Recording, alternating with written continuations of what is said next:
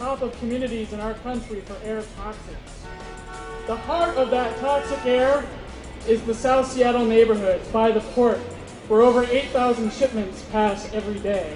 Our competitive advantage here in Seattle is to be the greenest, most economically responsible port that shippers can move goods in and out of Seattle. Right now, the port is impacting citizens with their pollution, and they're affecting the environment for our entire region. If we fall into the trap of race to the bottom competition, we will lose our competitive advantage and we will lose the jobs as well as the quality of life we've come to appreciate here in this region.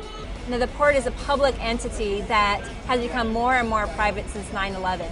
So we want to bring attention to what they're not doing, not creating good jobs, not providing clean air, not meeting the needs of the community members that are out there suffering.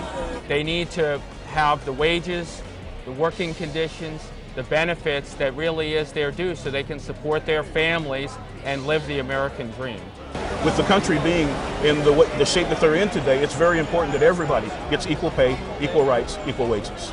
It's important to recognize we've got both sides, and we need the port to do more good things helping the community out, and that's why I'm here, is to make sure that the port and to nudge the port towards that job creation and that outreach to the community. We have the CEO of the Port of Seattle making $400,000, which included a 9% raise last year, when I think everyone else knows that we were in an economic crisis and on the brink of another depression. Well, when you take a look at the current census and the difference that is growing between our CEOs and those who are making millions of dollars and those who are working class, it's affecting every citizen who's a middle-class citizen or lower income, and it's time for change.